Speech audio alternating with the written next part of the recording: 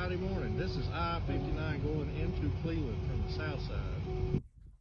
Hey guys, so that was Conroe as of May 3rd or 4th, 2024. This is not the first time that's happened out there.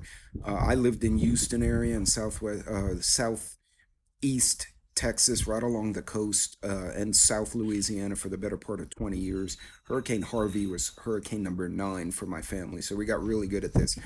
For those of you who are new to home ownership, you may be moving out on the first time, even though you live there and now you're dealing with it yourself, or if you're new to the area, you moved in from another part of the country for work or whatever, because there are a lot of folks moving here for business. A few pointers. One, I highly recommend get flood insurance if you can. Now, granted, it takes a little time to get paid, but your typical insurance will not cover flood. Flood is a completely separate rider, and it covers water coming from the ground up. So, if you have a hole in your roof, water comes down and tears up your house, that's one thing. But if it's water coming from the ground up, and if you're an insurance agent, I may be misstating that, but you kind of get the gist. It's not covered by normal insurance. So make sure you really want to consider doing that. Maybe escrow it if you can't just pay it out all at once. Two, have physical copies, paper copies of all your emergency documents, not just personal documents like passports, IDs, stuff like that, and medical documents, but also your insurance papers for your home, so you know what numbers to call, because more than likely, if you're flooding that bad, your internet's gone. I'd also recommend you make a physical list of contact numbers, right? Because normally we just get on the phone and put Joe or Sarah in the phone and the phone calls Sarah. But do you know Sarah's number by heart? You probably don't. Most of us don't. So be able to either memorize the numbers or have them written.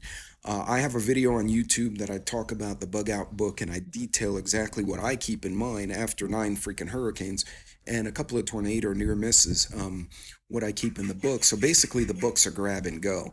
I'd also recommend a backup USB drive or the cloud. Keep hard copies. Also have a plan where you're going to go in the event you need to leave. And I would recommend having physical maps in your vehicles. I highly recommend do not drive in water if you can't see the road. Not only have we already seen videos of people driving straight up into ditches, but you don't know what's on the road. So even if it's only 6 inches and you know it's 6 inches, you don't know if there are nails there, you don't know if there's an obstruction there, if the road washed out, and if you blow out your tire or, get hung up and now your vehicle is flooded, now you've lost your means of transportation, and that's a major loss in an SHTF called, in a flood. So guys, just a few pointers to think about.